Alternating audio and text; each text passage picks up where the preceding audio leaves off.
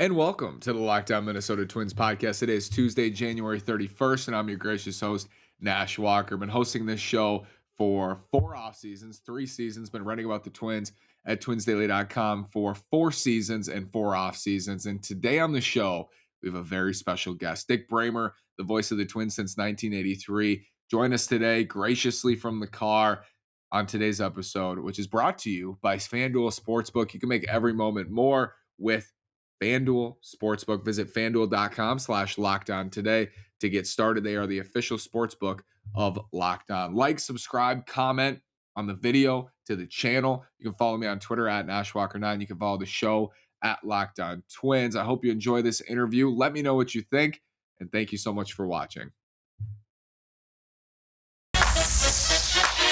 You are Locked On Twins, your daily Minnesota Twins podcast. Part of the Locked On Podcast Network, your team every day.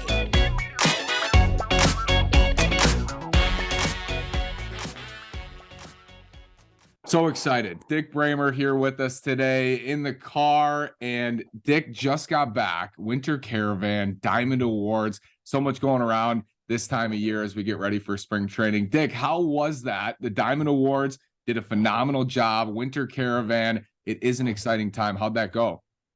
Well, it was all fun. It always has been, but maybe more so this year, simply because we weren't able to have Diamond Awards in person for the last couple of years because of the pandemic.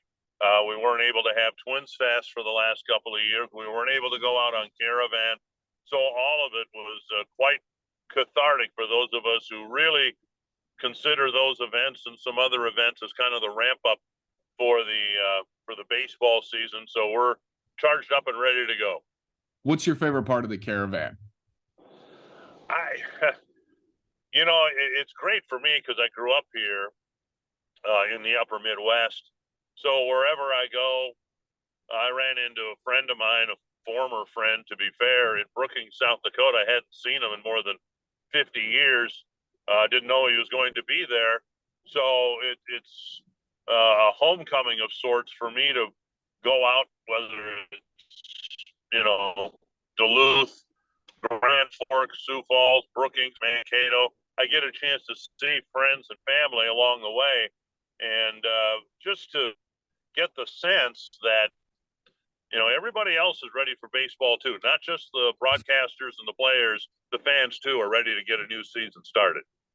Twins off season got off to a slow start, wondering what's going to happen with Correa. Ultimately ends up back in a Twins uniform. What was your reaction to the saga, Dick, and then to seeing that Correa was coming back?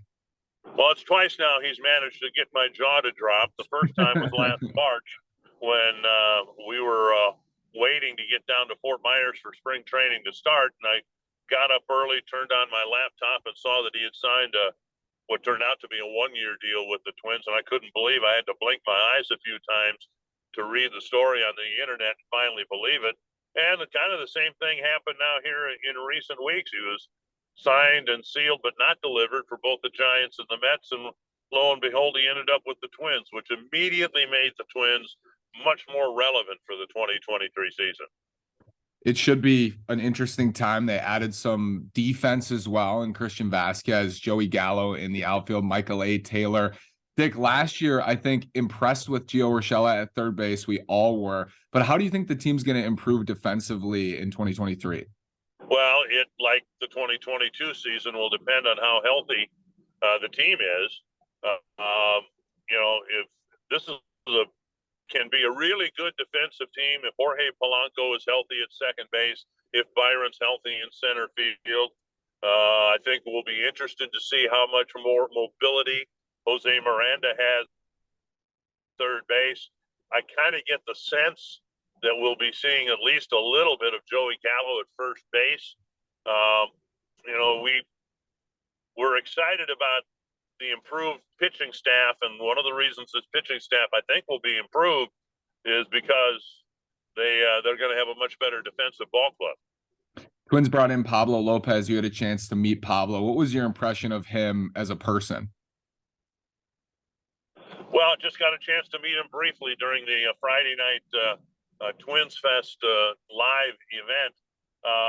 More impressively, and I've not seen him pitch, but when we got word that this trade would be coming down, I happened to be discussing a lot of things with Jim Cott, who saw him pitch last year. So I asked Jim about him, and he said he really, really liked him. I've talked to some of the Miami broadcasters. They really like both how he pitches and how he conducts himself off the mound. So we're really looking forward to his addition being a great addition for this Twins team. How do you think the Twins are going to fill in for the production loss with Luis Arraez going to Miami? Well, it's interesting, that Luis probably going to win some batting titles now in the National League, right? DJ LeMahieu is the only guy who's done that, won a title in each league. So I expect Louis will win batting, or at least contend for them in whatever league he's in. But he really became a man without a position if, Jorge Polanco is healthy at second base. If Miranda has to play, if he's healthy, is at third base. If Gallo's going to play, maybe it'll be at first base. He kind of was a man without one true position. It's odd that someone would win a batting title as a utility guy, but that's kind of what he became. He filled in where he was needed and filled in very well, too, at first base. Everybody knows he's not a first baseman, but he did not commit an error over there. So, he's an atypical player in today's game because he is a contact hitter. He does put the ball in play. He's very entertaining to watch. I'm going to miss him, maybe more personally than professionally, because I just, love the man, also of the ball player. But if you're going to add quality to your team, you have to give up quality to obtain that quality. So they traded a really good hitter for someone they hope will be a really good pitcher. This year, the only app you need at your Super Bowl party is FanDuel, America's #1 sports book. We're really excited about our new sports betting partner for Locked On because they're the #1 sports book in America. That's FanDuel. And if you're new to FanDuel, that's even better. They have so many great features that make betting on sports fun and easy. Download FanDuel now so you can bet Super Bowl 57 with a no-sweat first bet. You'll get up to $3,000 back in bonus bets if your first bet doesn't win. FanDuel lets you bet on everything from the money line to point spreads to who will score a touchdown. The FanDuel Sportsbook app is safe, secure, and super easy to use. I like the Twins to go over 84.5 wins. And the best thing of all, you can get paid your winnings instantly. So join FanDuel today at FanDuel.com/lockedon to claim your no sweat first bet on Super Bowl 57. That's FanDuel.com/lockedon. Make every moment more with FanDuel, the official sportsbook partner of the NFL. Staff looks deeper this year with Lopez. Hopefully Malley's healthy. Hopefully Joe Ryan and Bailey Ober and Kenta Maeda comes back healthy. Rotation looks a lot deeper than it was, hopefully in 2022. Dick, I got your book. Barnes & Noble, still selling at Barnes & Noble. You can get it wherever you get your books. What's been the response to this? Because I know just front to back, so much knowledge for a young fan like me. So valuable to learn about Twins history through you. Well, it was a fun project to work on. I'm amazed that people actually write for a living. This was just a kind of a spontaneous thing for me. When I'm broadcasting, I think of something, I say it, it's on the air unless it was really profound or really stupid. It doesn't get resurfaced except on YouTube every once in a while. Right. But in writing the book, it was really interesting how I would write something, read it, rewrite it, read it, rewrite it, so on and so forth. So I don't know how guys do that on a regular basis. Sports writers have earned my respect because of that. The response has been really good. It was, when I was out on caravan, some people wanted for me to sign the book, had some really nice things to say about it. So it was a fun project to work on. I've told people there will not be a sequel. I don't think I'm going to be broadcasting for another 35 years. So take it for what it is. And for those who've enjoyed it, it makes it worthwhile for me to have written it. We sure hope you do for the next 35 years. And I know writing about the World Series teams, obviously, I'm sure was super special for you. Did anything surprise you to write about? Like anything that made you more excited writing about it? Well, when I started the project, I had no idea it was going to be as personal as it became. And so as I started writing the stories or the stitches, I kind of, left myself bare, if you will. I've told everything that maybe most people didn't know about me, that I'm adopted, so on and so forth. I've had some health issues that I've fought through to continue on in my career. And yeah, it turned out to be a much more revelatory, I guess, than I thought it would be when I just wanted to tell some baseball stories. But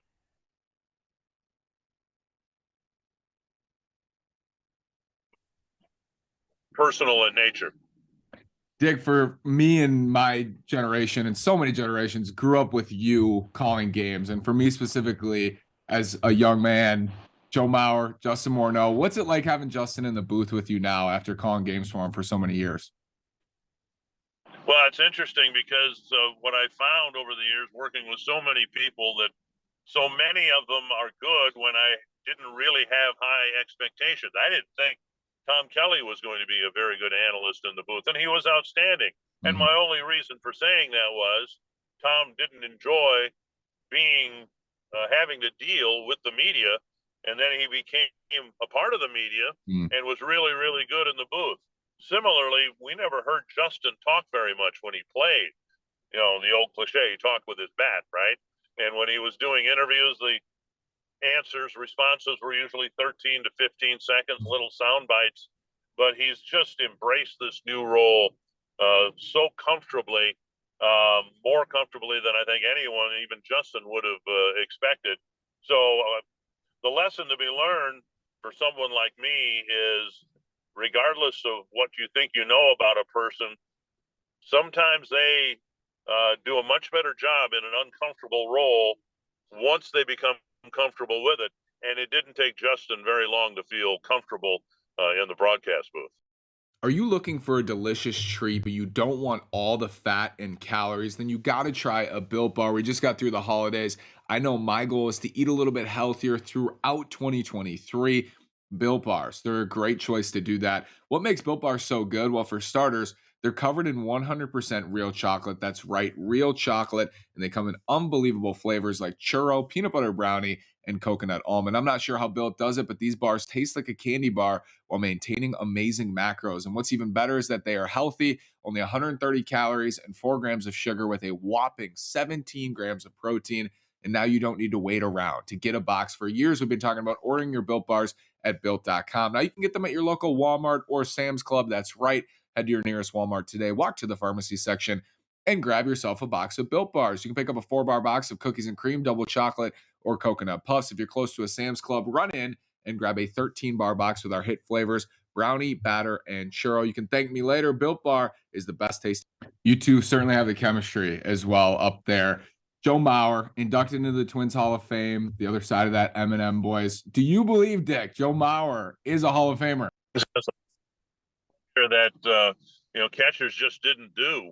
Won 3 Gold Gloves, was one of the most athletic catchers of all time. Won 3 batting titles. I mean, these are historic things. No American League catcher had ever won a batting title, and he won 3 of them. A league MVP. I think the credentials are there, and I don't think the wait will be very long when he comes on the ballot next year. He may be a first ballot Hall of Famer as well.